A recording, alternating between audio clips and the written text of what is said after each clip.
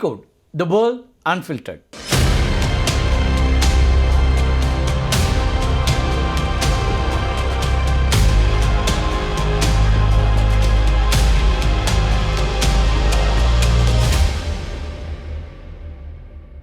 ஈரானுடனான போரை முடிவுக்கு கொண்டு வர்றதுக்காக உடன்படிக்கை ஒன்றை முன்மொழிந்திருக்கிறது அமெரிக்கா. ஒரே ஒரு பக்க அளவிலான அந்த அறிக்கை அப்படிங்கிறது போரை நிறுத்துமா அப்படிங்கிற ஒரு கேள்வி இருக்கிறது.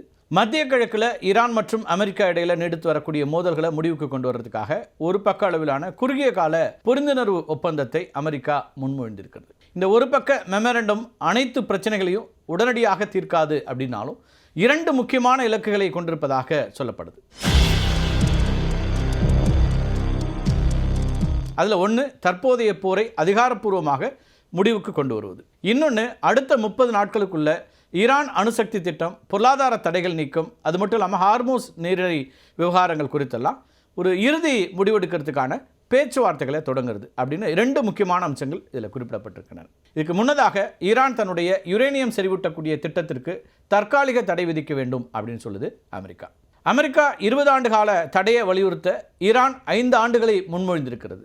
தற்போது 12லிருந்து 15 ஆண்டு கால தடை குறித்து பேச்சுவார்த்தை நடந்துட்டு இருக்கு. அமெரிக்காவுடைய நிபந்தனைகளுக்கு ஈரான் கட்டுப்பட்டுச்சு அப்படின்னா ஈரானுடைய முடக்கப்பட்ட பில்லியன் கணக்கான டாலர்களை விடுவிக்கும் அமெரிக்கா. அதே போல் பொருளாதார தடைகளையும் படிப்படியாக நீக்குவாங்க. ஹார்மோஸ் நீரிணையில் கப்பல் போக்குவரத்துக்கான கட்டுப்பாடுகளை ஈரான் தளர்த்த வேண்டும் அப்படிங்கிறது அமெரிக்காவுடைய ஒரு முக்கியமான நிபந்தனையாக இருக்குது. அதுக்கு பதிலாக அமெரிக்கா அந்த பகுதியில் மேற்கொண்டிருக்கக்கூடிய கடற்படை முற்றுகையை விலக்கிக் கொள்வாங்க.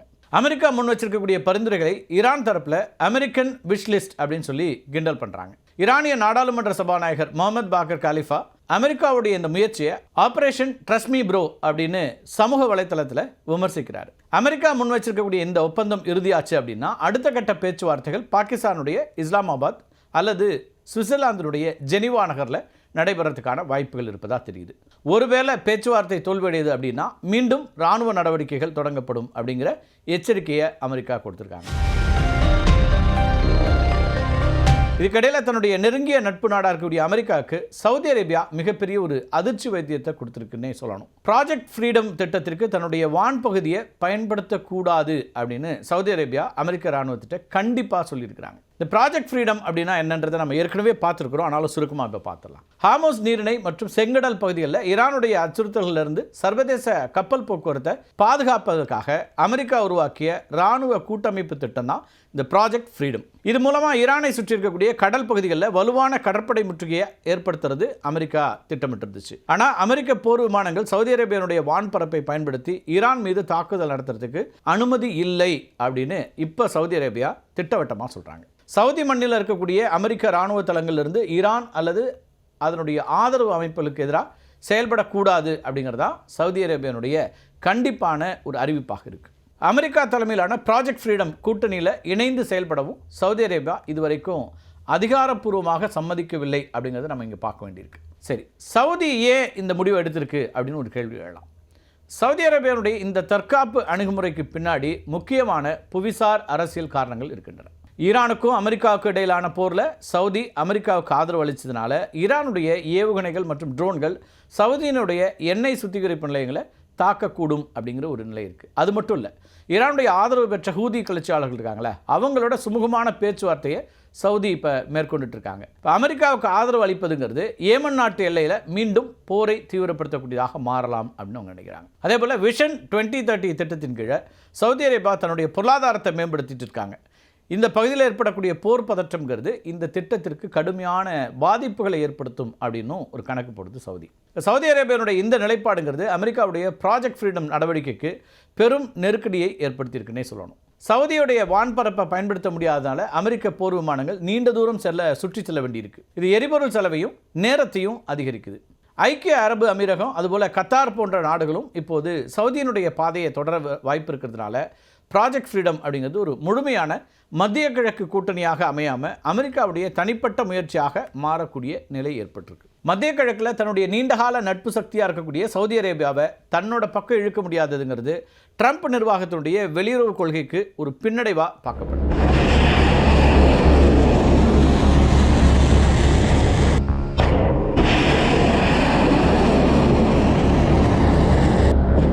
அமெரிக்கா உடன்படிக்கையை வெளியிட்டிருக்கக்கூடிய இந்த நிலையில் ஈரான் தன்னுடைய புதிய ஏவுகணை தொழில்நுட்பம் குறித்த அதிரடி அறிவிப்பை வெளியிட்டாங்க. ஒரே ஒரு மிசைலிருந்து 80 வெவ்வேறு வெடிகுண்டுகள் பிரியும் திறன் கொண்டது அப்படின்னு சொல்லப்படுறதுனால அமெரிக்கா மற்றும் இஸ்ரேல் இடையே பெரும் பதற்றம் நிலவக்கூடியதையும் பார்க்குறோம். இந்த ஏவுகணை ஒரு மத மிசைல் போல செயல்படுது. அதாவது இலக்கை நெருங்கும் போது அதனுடைய வார்ஹெட் இருக்கு இல்லையா, அது தன்னிச்சையாக பிரிஞ்சு 80 சிறிய வெடிகுண்டுகளாக மாறும். 10 ஏவுகணைகளை ஏவுறாங்க அப்படின்னா, 10 மிசைல்ஸை ஒரே நேரத்தில் அவங்க லான்ச் பண்ணுறாங்க அப்படின்னா, அது வான்பரப்பில் 800 தனித்தனி இலக்குகளை தாக்கக்கூடிய வெடிகுண்டுகளாக மாறும்.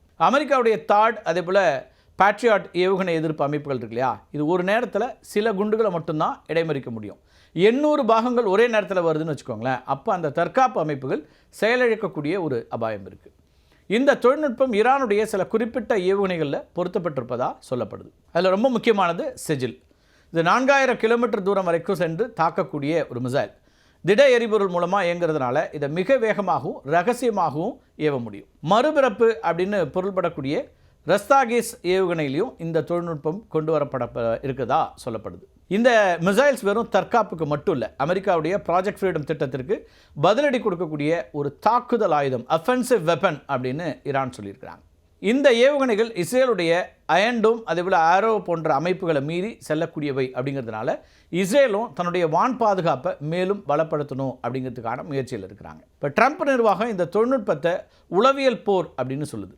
அது பாரசீக வளைகுடாவில் இருக்கக்கூடிய பிரம்மாண்டமான போர்க்கப்பல்களுடைய பாதுகாப்பை மேம்படுத்துறதுக்கு கடற்படை உயரதிகாரிகளோட ஆலோசனையும் நடத்திட்டு இருக்குது ட்ரம்ப் நிர்வாகம். ஈரானுடைய இந்த 80-in-1 ஏவுகணை தொழில்நுட்பம் இருக்கு இல்லையா, அது வெறும் சைக்கலாஜிக்கல் வார்ஃபேர் அப்படின்னு ஒரு தரப்பு சொன்னால், குறிப்பாக அமெரிக்க தரப்பிலிருந்து அப்படி சொன்னாலும், மத்திய கிழக்கில் நிலவக்கூடிய தற்காலிக அமைதி அப்படிங்கிறது எப்போது வேண்டுமானாலும் உடையலாம் அப்படிங்கிற ஒரு நிலைமையை உருவாக்கியிருக்கு. இன்னொரு பக்கம் ஹார்மோஸ் நீரிணையில் அமெரிக்க கடற்படை கப்பல்களை தாக்கிறதுக்கு ஈரான் தற்கொலை படை டால்ஃபின்களை பயன்படுத்தக்கூடும் அப்படிங்கிற இன்னொரு செய்தியும் பார்க்குறோம். விஞ்ஞான ரீதியாக டால்ஃபின்கள் மனிதர்களால் உருவாக்கப்பட்ட சோனார் கருவிகளை விட சிறந்த சோனார் திறனை கொண்டிருப்பவை அப்படின்னு சொல்லப்படுது. மிக குறைந்த வெளிச்சம் இருக்கக்கூடிய இடங்களில் கூட ஆழமான கடல் பகுதிகளையும் எதிரிகளுடைய கன்னிவெடிகள் அல்லது ஊடுருவல்களை கண்டறிவதில் இவை மிகச்சிறந்தவை. இந்த தற்கொலை டால்ஃபின்கள் எவ்வாறு செயல்படுகின்றன அப்படிங்கிறத சுருக்கமாக பார்க்கலாம். டால்ஃபின்களுடைய உடலில் சக்தி வாய்ந்த காந்த கன்னிவெடிகள், அதாவது மேக்னெட்டிக் மைன்ஸ் அல்லது வெடிபொருட்கள் கட்டப்படும். இந்த டால்ஃபின்களோட இயல்பான சோனார் திறனை பயன்படுத்தி எதிரி நாட்டு போர்க்கப்பல்களை கண்டறியறதுக்கு அந்த டால்ஃபின்களுக்கெல்லாம் ஒரு ட்ரைனிங் கொடுக்குறாங்க, பயிற்சி கொடுக்கப்படுறாங்க. கப்பலுடைய அடிப்பகுதியை கண்டறிஞ்சதும் டால்ஃபின்ஸ் என்ன பண்ணுன்னா அங்கே சென்று மோதும் வகையில் பயிற்சி கொடுக்கப்படுது.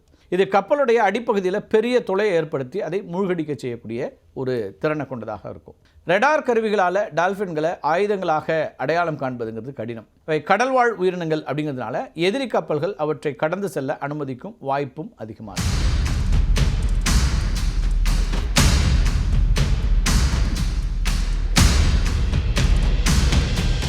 இப்போ ஈரான்கிட்ட இந்த தொழில்நுட்பம் எப்படி வந்தது அப்படிங்கிறதும் ஒரு சுவாரஸ்யமான ஒரு வரலாறு தான். 1990களுக்கு முன்னாடி சோவியத் யூனியன் இத்தகைய இராணுவ டால்ஃபின் திட்டத்தை முன்வைக்கிறாங்க.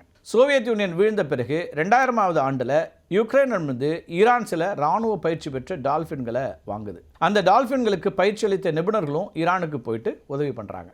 வழக்கமான இராணுவ முறைகளால் அமெரிக்காவுடைய ப்ராஜெக்ட் ஃப்ரீடம் திட்டத்தை எதிர்கொள்ள முடியாத நிலையில் ஈரான் என்ன செய்கிறாங்கன்னா இந்த மாதிரியான சமச்சீரற்ற போர் உத்திகளை கையில் எடுக்கிறாங்க.